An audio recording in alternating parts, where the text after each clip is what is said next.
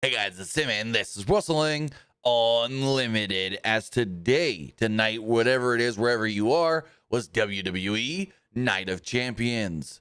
As far as the show goes, I thought it was a really good show with a main event that I thought was entertaining, but not that great, I guess you could say. Like for a sports entertainment main event, a WWE main event, it made sense. It played into a lot of things going on, but I'm just not the biggest fan of all the run-ins and the refs getting knocked down and another ref getting knocked down and just all the schmaz that went into it. But overall, I enjoyed the show. I thought the show was very well done. I thought it was a good show, and we built towards things. We've got two now challengers for SummerSlam, and Cody Rhodes and Jade Cargill. It's basically Cody Rhodes and John Cena. It's Cody Rhodes and John Cena. I'm not even going to try and get in kayfabe there. But then Tiffany and Jade is also possibly set for SummerSlam. So really cool with all of that. But yeah, just a lot to talk about with this show. So let's not waste any time. I want to say thank you for joining us here. Twitch.tv/PWU Unlimited, YouTube.com/Pro Wrestling Unlimited, and podcast services all around the globe like Stitcher, Spotify, Google Pod, Apple Pod, Anchor, iHeartRadio, and so much more. Remember, if you're watching live on Twitch, you can help us out a couple of different ways. You can either help us out by hitting that donate button down below or by donating Twitch bits in the live chat. Also, remember, you can help us out by subscribing to the channel one of two different ways. You can either subscribe with a tiered subscription or you can subscribe, with Amazon Prime. Because remember, if you have Amazon Prime, then you have Prime Gaming. Prime Gaming gives you a lot of cool things like free games, free stuff for games, and you always get one free subscription to any. I don't know what it is, but I got kind of a slight upset stomach and it's not feeling well. But anyways, use your Amazon Prime.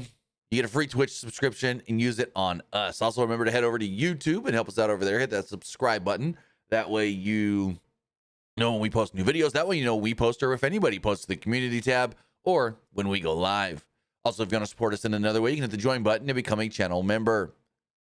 Remember, as a channel member, you get a badge next to your name and emotes and emojis that you can use in the live chat or in the comments section. And then you also get access to our graphics packages and our graphics tutorials, depending on which tier you subscribe to. Also, remember, if you want to get your comment, question, or concern read live on the air, you can do so by donating a super chat in the live chat. And finally, head over to the Epic Game Store. Head over to the Epic Game Store and buy something. Whether you're buying a new game, whether you're buying an old game, whether you're claiming a free game or getting bucks for Rocket League, Fortnite, or Fall Guys, use this code right here, PW Unlimited, at checkout, and you will be supporting us at no extra cost. Right now, they are doing their Epic Savings Sale till July 13th. So jump on that and get a bunch of games very, very cheap. As far as the show does go, we'd have Michael Cole and Wade Barrett on commentary. They also welcomed us to our Arabic announcers who, well, their table got messed with a couple of times tonight. We then kicked off the night with the King of the Ring finals, Cody Rhodes and Randy Orton. Match was fun. Really, really good. I was going to say that you could tell Randy's slowing down a little bit, but I think it was just the style of match that they did together. The Cody-Randy match where they played the hits, they did the callbacks and all of that. Also, before I get into this, we got a couple bit donations from Esports Gaming Rules. He says, what a chaotic main event between Cena and Punk, and Seth cost Punk big time, and two big title changes on SmackDown and Night of Champions in Riyadh. Yes, so I was always going to think SummerSlam, well, it still could. SummerSlam was going to end up, in my opinion, Seth and Roman. But now it could be Seth and Punk, unless they do Seth and Punk at Saturday night's main event. And then about the two title changes, yes, Solo's the new United States champion. Interestingly, I'll talk about it a little bit later. They did not state a name for Hikuleo. And then, as we talked about yesterday, Julia is the new Women's United States champion. So both U.S. titles changed hands in 24 hours. Esports Gaming Rule says, do you see the possibility of Kross re-signing with WWE despite the loss to Sami Zayn at Night of Champions and Sami's spiritual home fan base of Saudi Arabia? I can't say, like, I know he's going to re-sign, but I have a feeling he's going to re-sign because they just released new Karrion Kross merch within the last week or two. So there's a new design, and they put it on shirts and shorts and all kinds of different things, hoodies and sweaters. So I'm like, if a guy is not getting re-signed within, and maybe they don't know that TKO is going to cut him, I don't know. But if they're under the assumption we're not going to retain him when his contract's up, they're not going to put out new merch for him. You know what I mean? So just saying. Yet it could end up like a truth situation when they do put out a new shirt for him, and then TKO ends up saying, no, we're not going to resign. So I don't know. I'm leaning more towards he's good to go to stay. He's staying. So we'll see. What was your... Okay, there we go. Remember, guys, if you want to get your comment, question, or concern read live on the air, you can do so by donating a super chat or Twitch bits on Twitch. So both men, Orton and Rhodes, received huge reactions from the crowd who were both singing their songs. Elite, we ain't playing any of them. No. Elite, this is your one warning. We're not doing the racist jokes here. We're not doing it. We're not doing the racist jokes. You want to do that? I'm going to ban you for life because I'm getting tired of it. So this is your one warning. We're not doing the racist jokes in the live chat. Where was I? Both got big reactions. Rhodes looked emotional as this is their first singles match together, or maybe even first match at all, other than maybe like a Rumble, since 2013. They didn't do much for the first few minutes. They kind of felt each other out. Rhodes then went to the top about 5 minutes in, and Orton brought him down with a superplex.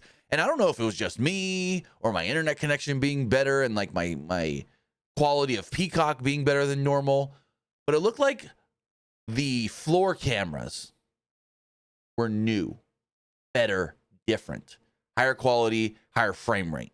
Maybe that's just a me thing. I don't know.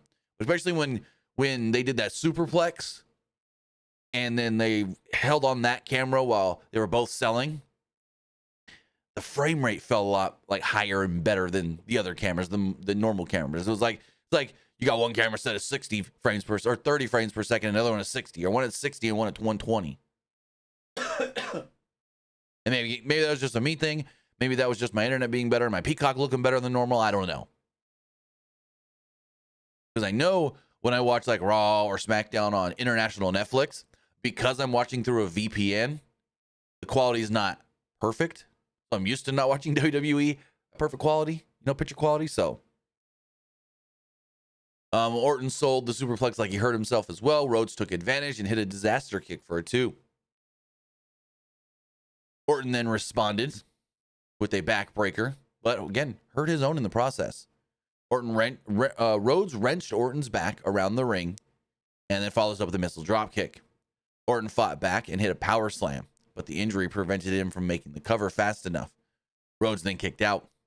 Rhodes forearmed Orton repeatedly in the lower back, and we're like, damn, Cody really playing up the injuries, and yeah, both men really wanting to do whatever to win this match, whether that is cheating on Orton's part or Cody, taking advantage of his friends, his mentors' weaknesses. Rhodes did hit a Super Cody cutter at one point as well, but only got a 2 off of it. Orton then came back with a draping DDT, but Rhodes countered with an RKO, and Rhodes countered an RKO into a crossroads for a near fall. Rhodes then stalled for a little too long and kind of just walked over to Randy thinking, oh, Randy's down, Randy's dead, whatever. And he just walked over nonchalantly and then boom, big ol' RKO near fall. Orton then set up for a punt, but then second guessed himself. And the crowd's chanting yes, because they want to see him do the punt. And he's not sure. And then he went for the punt. Cody blocks it in a non-dramatic kind of way too. Like Cody, you would think, Cody's going to block this punt and do a big move. Cody blocks the punt by just sidestepping, grabbing Randy's leg, tripping him down and putting him in a figure 4. I was kind of disappointed with that. Could have been a better sequence. So eventually Orton flipped over the figure 4. They got to the ropes, they broke the hold, everything, whatever.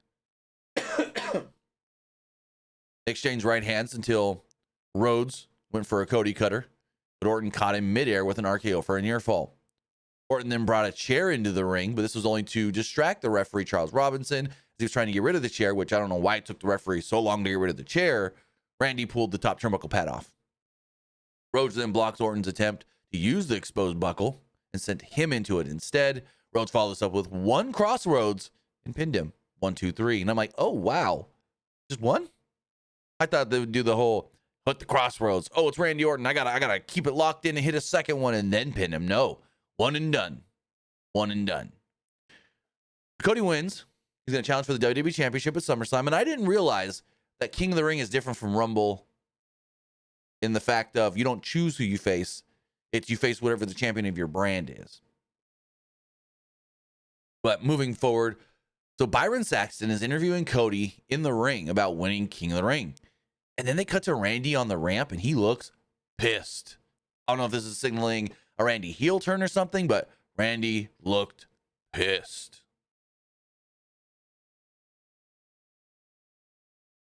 Match itself went just shy of 20 minutes. Now they showed the Street Profits in the ring, tag team champions. We then had a video package showing us all the backstory of Rhea and Raquel. This was a really, really good match. They called it a Riyadh Boulevard street fight, and it did not disappoint when it comes to street fights. This was really, really good. My only gripe here was that they looked like a tag team. And even when Roxanne came out, they all looked like they were wearing very similar gear. So early on, Ripley got trapped in the ropes, so Raquel hit her repeatedly with a kendo stick. Ripley managed to kick a chair into her face and escape the ropes. Ripley cleared the announce table and set up the topper, I guess you could say, on over the what's it called, timekeeper's area. That was interesting. But she then set up for a vertical suplex, where Raquel escaped. Ripley tried a cannonball off the table instead, but Rodriguez caught her and powerbombed her through that top thing on the barricade over there. I don't know what you want to call it. The topper, the table topper. Ripley then applied Rodriguez then set up the steel steps, but Ripley rammed her into them instead and took off her belt, studded belt, and whipped Raquel with it. That probably hurt. Ripley then followed this up the Razor's Edge and got a 2 off of it. Ripley then applied a prism trap, but was attacked from behind by Roxanne Perez. Ripley then fought her off, and on the outside, hit her with a vertical suplex with a trash can over her head, and hit her with a big sliding kick in the trash can. Rodriguez uses a distraction to drive Ripley into the steel steps and into the steel post and then the steel steps. Rodriguez then followed this up with a twisting elbow for a 2. Rodriguez booted Ripley in the face, but I wrote this way wrong. Rodriguez booted Ripley. Rodriguez booted Ripley in the face and then placed a table on the top rope. I wrote this, placed her on the table on the top rope. Not yet. Raquel went to throw Ripley into the table. Ripley reversed it and shoved Raquel face first into it.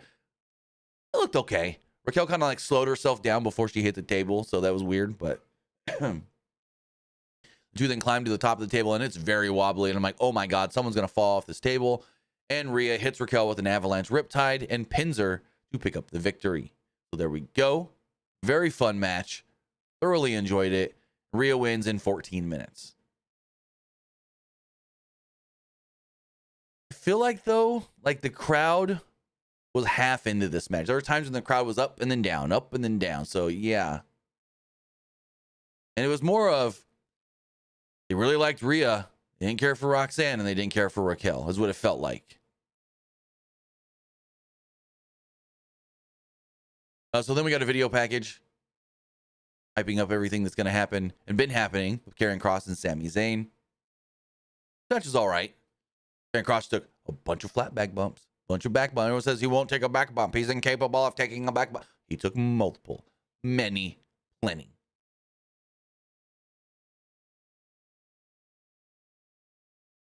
Kross tried to be the aggressor early on, but Zayn fought back with strikes of his own and clotheslined Kross out of the ring. Zayn teased a dive as Kross backed away from up the ramp. Kross was frustrated until Scarlett whispered something in his ear. Zayn fought off Kross again, hitting a moonsault off the barricade. Back inside the ring, Kross responded with a Saito suplex to take over. Zayn came back with a clothesline, 10 punches in the corner, and then just a bunch of punches before a double axe handle. Kross responded with a DVD for a 2. Kross avoided a blue thunder bomb and hit another Saito suplex for a 2. Kross ducked a clothesline and hit a blue thunder bomb for a 2. Kross acted like he couldn't get up and then suddenly caught Sami with consecutive German suplexes. Zayn came back with an exploder in the corner, and Kross intercepted his haluva kick and applied the cross jacket sleeper. The referee raised Zayn's hand 1, 2, but on the third one, he wasn't passed out anymore and he was alive. Didn't get, I guess you could say, submission loss. I don't even know what you would call it. It lost by submission. Zayn eventually did make it to the ropes to break the sleeper. And interestingly, so Kross has got this sleeper under the neck or under the chin, right, of Sami, choking him out. But in the Cody Randy match, which was very interesting, Michael Cole goes, the referee's checking on that to make sure that Cody has his arm around the chin of Randy and not under the chin around his neck. So I'm like, wait, what? You can't choke him? But then Kross is over here doing the choke later. So I don't understand what that all was about. But literally, Cody had his up here. Kross had it down here. So I don't know what the difference is and why. And Cole even made reference to it in the Cody match. The ref's going to keep checking to make sure Cody's arm doesn't slip under the chin, but it's on the chin. I was confused by that.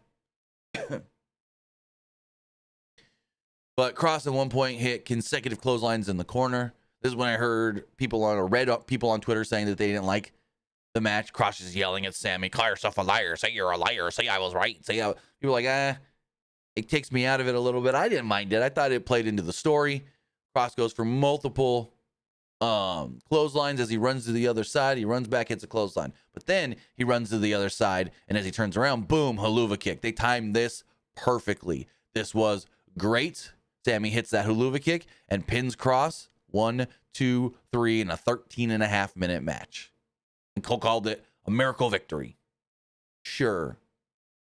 Scarlett checked on Kross, and Sami celebrated and then smiled, yelling at Kross, hey, I got you. I'm done with you. We're over. Something like that.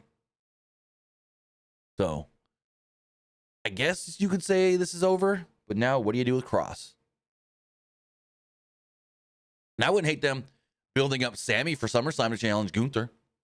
I don't know if he would beat Gunther, but people would... Sami versus Gunther with the world title on the line would be a great match for the fans because it's a match that's not that predictable. It's not one where, like, main event, I'm watching this main event going, oh, GTS, he's still going to kick out. Oh, another GTS, Cena's still going to kick out. Like, it was that predictable. But if you go in there with Gunther and Sami, and especially if it's like at a SummerSlam on a big show, you go, well, they've had Sami beat him for a title before on a big show. Could do it again. So, yeah. We got another big donation here from Esports Gaming Rules. He says, do you see WWE tried to hype up NXT Great American Bash Saturday night's main event in WWE Evolution at ATL for the pro wrestling fans that try to watch All In Texas? So Evolution's not going to have anything to do with All In because that show's the next day. But WWE is going to try and do what they can to get as many people to watch their shows or even go to their shows instead of AEW. Yes, that is a thing. Also, I just got a thing on Instagram today. There's a local indie here in Oklahoma running on July 12th. Why would you run on July 12th?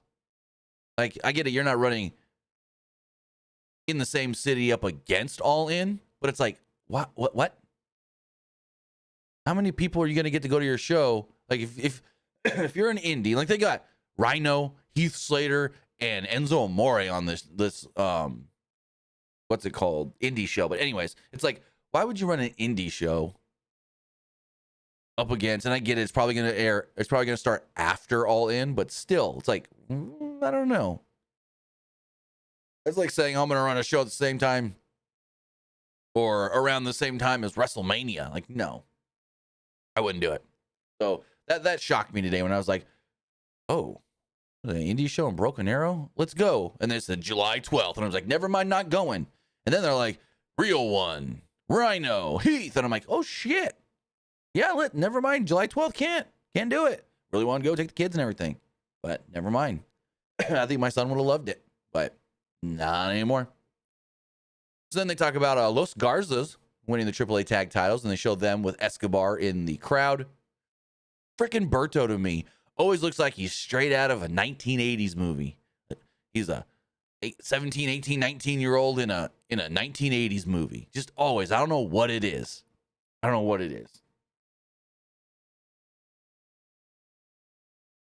So then we got the United States Championship on the line. Jacob Fatu versus Solo Sikoa. And I'm going into this going, oh, yeah, we're going to get JC Mateo coming out, and he's going to interfere, but Jacob's going to thwart it, and then Jimmy's going to come help. No. I was shocked, no Jimmy. And I was shocked Solo won the belt. Like, I didn't expect this. I didn't expect this at all. So Sikoa hit Fatu with a cheap shot early on before the bell rang. Fatu fought back pretty quickly, and Sikoa blocked a suicide dive attempt and slammed him on the apron. And I'm sitting here going, oh, wait, no JC Mateo. Okay, he's going to come out later, interfere. It makes sense. Okay, gotcha. Jimmy then stops him. No. Yes and no. Sikoa hit a running hip attack and applied a sleeper for a while. Cole said the Fatu was fading when he really wasn't. Fatu eventually got up and fought back until Sikoa turned him around with a somewhat nasty looking German suplex. But it was more of like, it didn't look great, but it did look great because one of those where Jacob fully flipped, landed on his belly, took a face bump, and jumped right back up. No sold it. And then hit a running hip attack, impaler DDT, and a swanton, but only got a 2 off of it. This is when JC Mateo would come down. JC Mateo would come down, but not do anything to Fatu at this point, just distract the referee until a returning Tongaloa would actually come out. And Jacob was on the top rope, so he grabbed him, hit him with an elevated twisting neck breaker. Sikoa rolled him up for the cover, but Fatu kicked out. Fatu then wiped out Mateo and Loa with a huge Fosbury flop over the top rope. Fatu then came back in, hit Sikoa with a Samoan drop and a moonsault. But Sikoa, no, Fatu, I wrote Sikoa, but it was Fatu, was pulled out of the ring by he who may not be named, we know as Hikuleo. Now, my whole thing here is like, where's the ref and why is the ref not? What? This is some AEW bullshit if I've ever seen it. We didn't see the ref distracted. We didn't see what the ref was doing at all. But Hikuleo, who they would not name, all they kept saying was, that's the brother of Tama Tonga and Tongaloa. That's the little brother of Tama Tonga and Tongaloa. So I think he's getting a name change, even though they made Hikuleo graphics. Anyways, he takes down Jacob, not just like clotheslines and slams him, right? Choke slam on the announce table. Then throws him back in the ring. And I'm like, what the fuck is the ref doing? This is some AEW bullshit. Anyways, he throws him back into the ring. Solo then hits him with a huge Samoan spike. And there we go. Pins him 1, 2, 3. Solo is your new United States champion. Shocked. But when we heard yesterday from, I think it was Fightful, that said, hey, Hikuleo's in town and he didn't do like a dark match at SmackDown or anything, I was like, oh, he's showing up. They're not bringing him here for nothing. So I knew, I had a feeling he was going to show up here, but I still didn't think Solo was winning the belt. And then afterwards on the post show, they actually asked Solo, what's next? Do you want another match with Jacob? What if Jacob wants a rematch? He goes, Jacob's only getting a rematch. He apologizes. So like, for what? Turning on the family, leaving the family, thinking he's bigger than the family. So, yeah, we'll see how that all goes. But Solo said he won't give Jacob a rematch unless he apologizes. Yet all they have to do is just have the GM give him the rematch, and there we go. So I don't know. Solo they pose on the ramp with his new crew, or his crew plus new guy, and fireworks went off. So the question here is he Hikuleo? Because they had made Hikuleo graphics. Like, then, well, why would they have made those if they're not going to call him Hikuleo? You know what I mean? And it's not like they had him from like his time in the company before. No, he wasn't in this company before. So is he Hikuleo or is he Tala Tonga? It's more of a JC Mateo situation, which is funny because when they played the video package before this match, they edited it in a way that made you think that when he debuted, Michael Cole did not say that's Jeff Cobb. They made it sound like he said, "Oh, it's JC Mateo." So very interesting.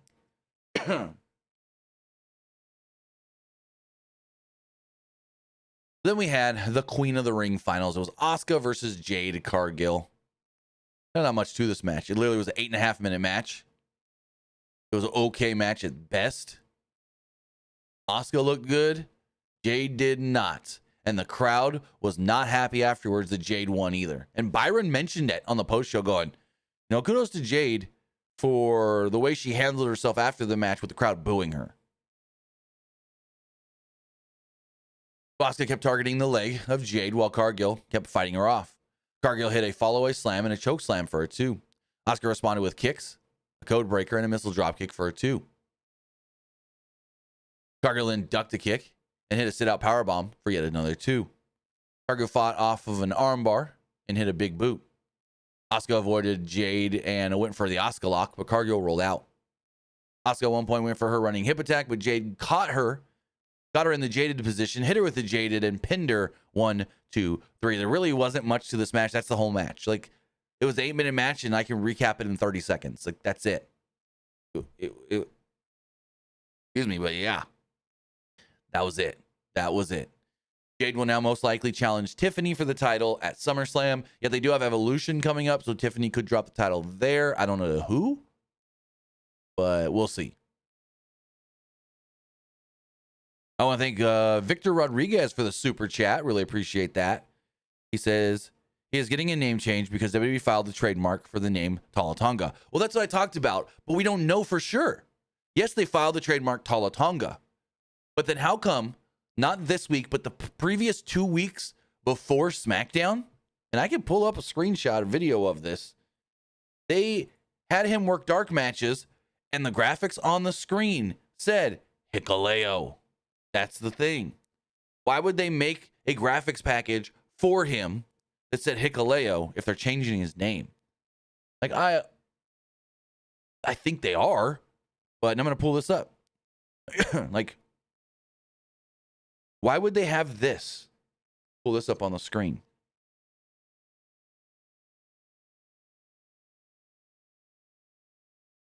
Why would they have, and I got to click play down here. This video here, like a video, why would they have, let me back it up just a little bit more so you can see it better. Why would it say Hikuleo if they're changing his name? Maybe because they want to reveal that in a new way. I don't know. They want to reveal it in an interesting way.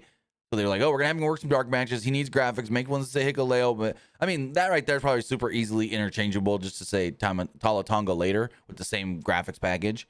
But it's like, why would they create that? Take the extra 10 minutes, 5 minutes, whatever it was to create that and render it and set it all up if he's getting a name change. That's why I'm... Whoa. That was weird. That's why I'm just, a little not 100% sold on these changing his name. I'm like 90-10. 90-10. But thank you for the super chat, and I get where you're coming from.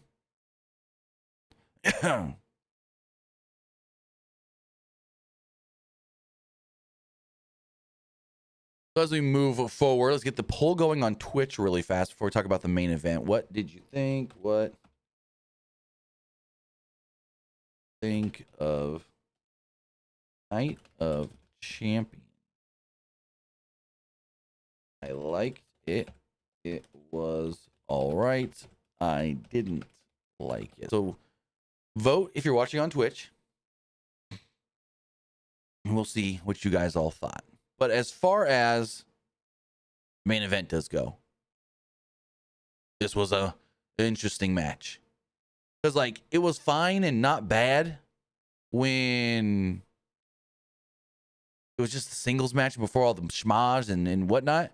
But they were still, both men were slow. And then, freaking, in the post show, they're referencing, these guys look pretty good for old guys. Cena's 48. Punk 46 or something like that. And I was like, damn, they're really doing this on their own show? Okay. So Punk comes out first. Huge reaction. A lot of people thought he was going to get booed. I don't know if him apologizing yesterday really changed this crowd's mind or if everyone was wrong about he's going to get booed. But his music hit. And literally everybody. And they didn't give a number for attendance. But literally everybody in that building, look in my eyes, what do you see? A cult of personality.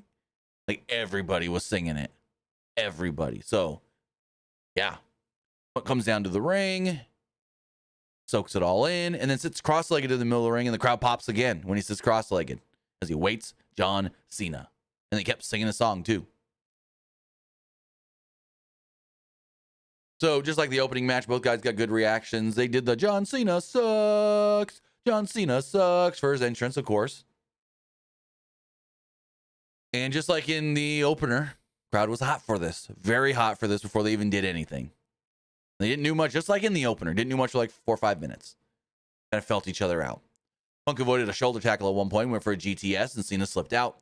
Punk tried a version of AJ Lee's octopus hold, which Barrett mentioned is an AJ Lee move. Super cool. Super cool. But Cena did eventually get out of it. And they think call the octopus or the tarantula. It's not a tarantula. The tarantula's in the ropes. I guess we call it the octopus hold. Cena at one point did his usual comeback, 5-knuckle shuffle and all, but Punk avoided an AA and hit a neck breaker and a corner knee strike. Punk hit a flying elbow and went for a GTS, but Cena countered into an STF. Punk countered that into an Anaconda Vice, but Cena fought out and hit an AA for a 2. Punk slipped out of another AA and hit a DDT and applied an STF, but Cena barely got to the ropes to break the hold. Then things slowed down for a minute. They got slow. They countered some moves. Cena hit an AA. Punk kicks out. Punk tried a flying crossbody. Cena did the thing where he goes down, takes the bump from it, but rolls through it, stands up. He's struggled a little bit. Hoisted Punk up, got him up on his shoulders. AA near fall. So then Cena grabs the championship belt and was like, "Oh, I'm gonna hit him with the belt. I'm gonna hit him with the belt." And the ref's like, "You know it, you're disqualified. You know it, you're disqualified." And I'm sitting here going, "Well, he's a heel. He doesn't care about getting DQ'd because title doesn't change hands on a DQ. So just do it. Fuck it, whatever." But he doesn't. He thinks better of it. And he throws the belt down. So Cena then hoisted Punk. His hesitation allowed Punk to hoist him up on his shoulders, hit a GTS, and there we go. Kid Vicious says AJ used to call it the Black Widow. Gotcha. Okay. I always mix up that and Victoria's Widow's, what is it? Widow's Peak or whatever it was. Her move.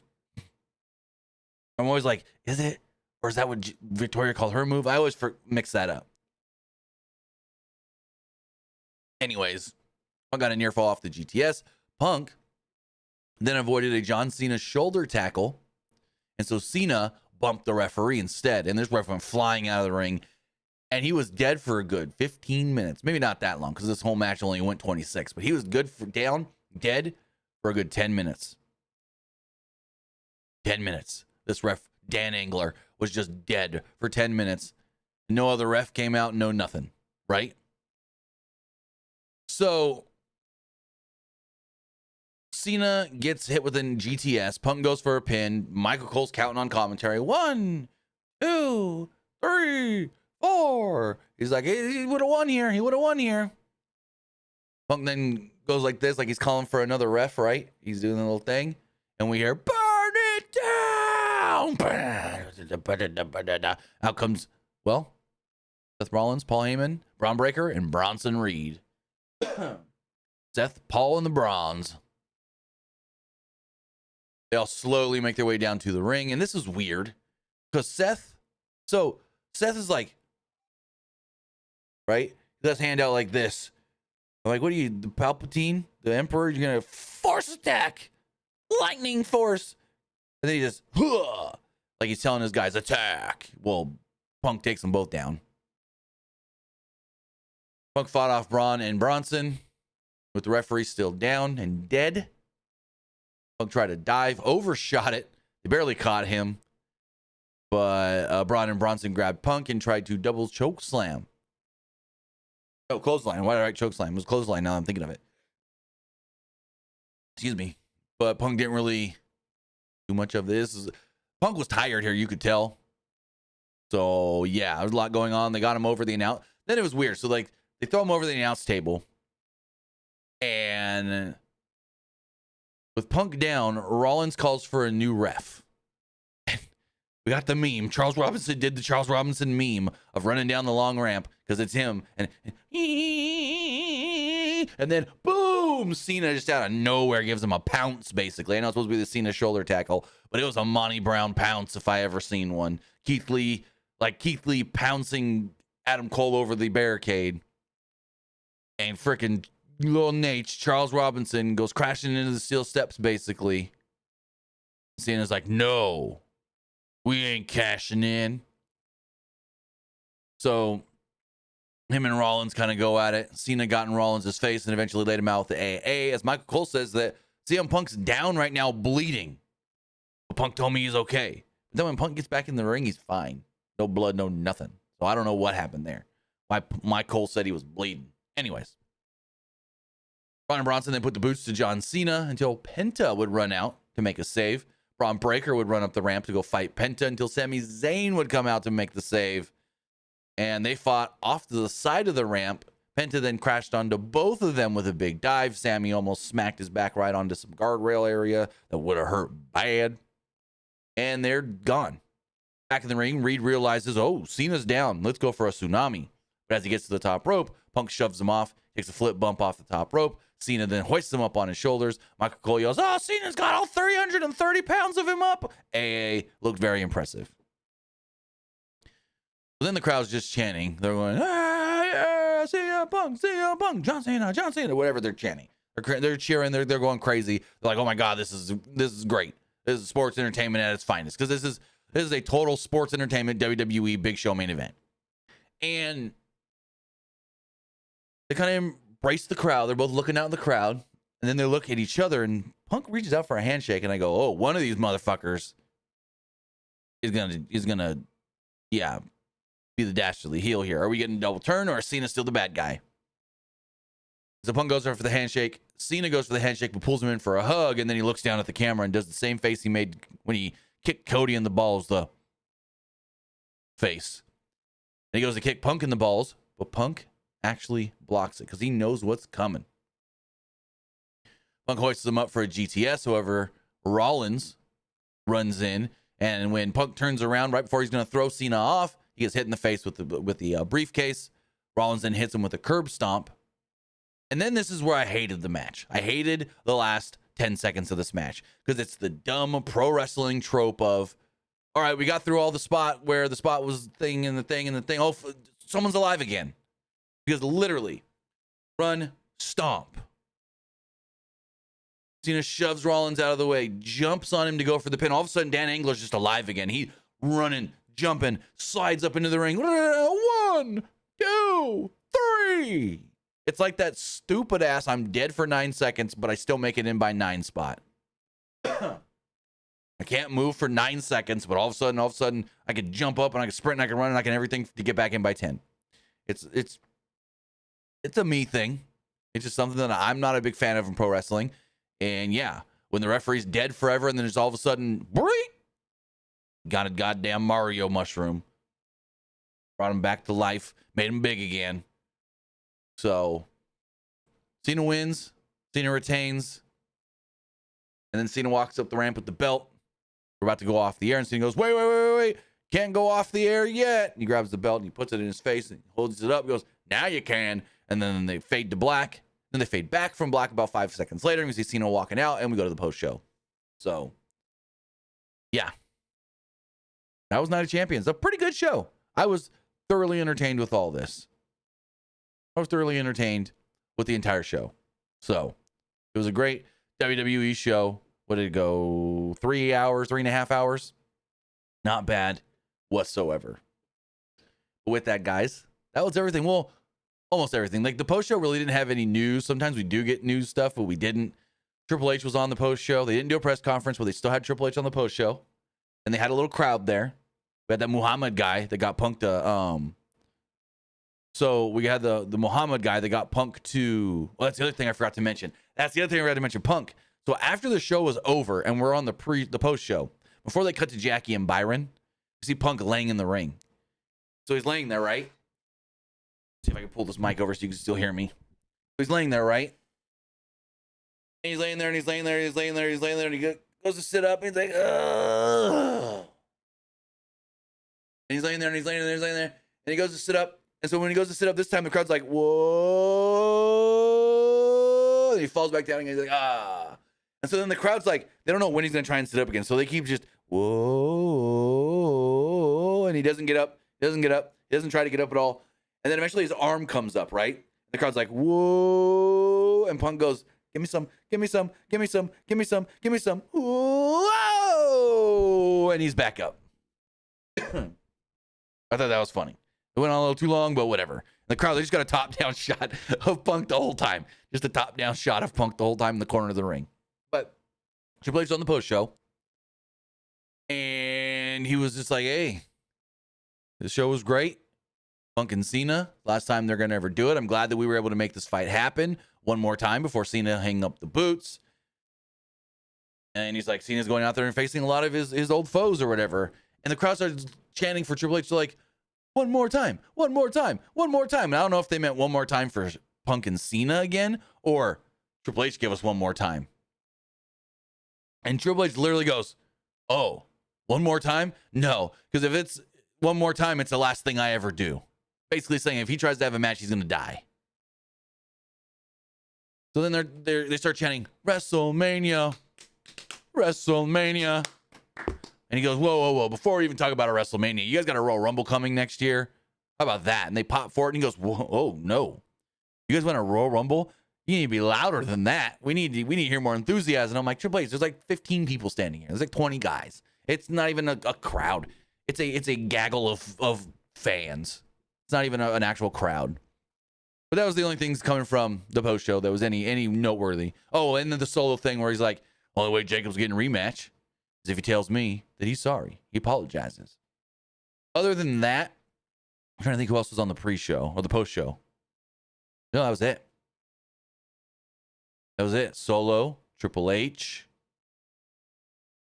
I didn't write any notes for it, so I'm trying to remember off the top of my head. Solo, Triple H.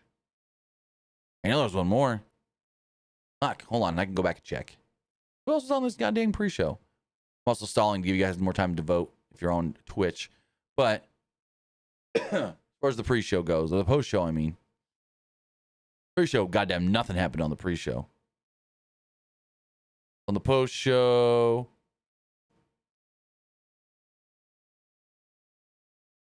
was it really just... Oh, Rhea was on the post-show. And was just talking about how she had fun in her match, and she won, and now she wants to try and get a title opportunity. Basically, is all it was. Rhea was the other one. I knew there was a third. Shocked that Cody nor Jade were on the post show. Talk about winning King or Queen of the Ring. That one shocked me. So, yeah. With all of that, that's all I got for WWE Night of Champions. You guys know what I thought. I thoroughly enjoyed the show. Now it's time to see what you guys thought as we go and refresh all the polls. As far as the Threads poll does go, 76% liked the show, 16% thought it was just all right, and 7% didn't like it. Other person says, Punk should have won the match again. Why is everything so overbooked? No, Punk should not have won the match because Cody's the one that's going to get that title back from John. It's obvious. John Cena took the title from Cody. Now Cody has to be the Avenger. Cody has to be the hero that saves the day. Because he was the one that screwed up in the first place and lost the belt. Might as well call it Night of Nepotism. What? Why? Obviously, this person doesn't know what nepotism means.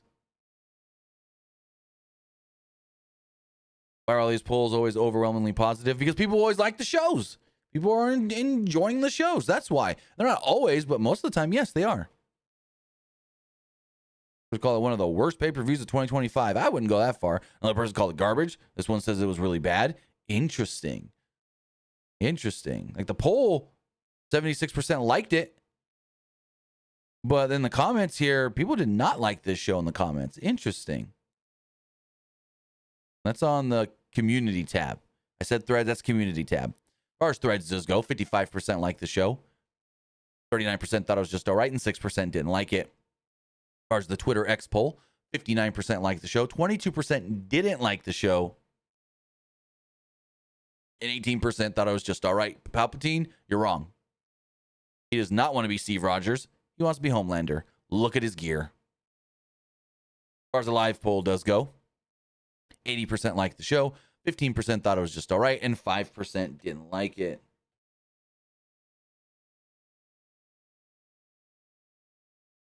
So the meaning of nepotism, the practice among those with power or influence of favoring relatives, friends, or associates, especially at a job. That's what nepotism is. So it's like, who on this show got nepotism? You know what I mean? Like, it was nobody. What do you think? Because Solo won the belt? Okay, he beat another Samoan. He beat another guy in his family. And The Rock had no input anyways. Triple H ain't given, no. Charlotte does the whole thing sometimes. She's like, yeah, I'm a Nepo baby. Call me the Nepo queen. Because she plays up, oh yeah, I got where I am because of who my dad is. Like, she's not afraid to play it, but anyways. Well, tell that to Cody, Palpatine, because he dresses like Homelander. Anyways. As far as the Twitch poll, everybody that voted liked the show. But with that, guys, that is going to wrap everything up. I want to say thank you for joining us here. Twitch.tv/PWU Unlimited, YouTube.com/Pro Wrestling Unlimited, and podcast services all around the globe like Stitcher, Spotify, Google Pod, Apple Pod, Anchor, iHeartRadio, and so much more. With that, we will be back live on Monday for Monday Night Raw. Have a great rest of your night. Have a great rest of your weekend.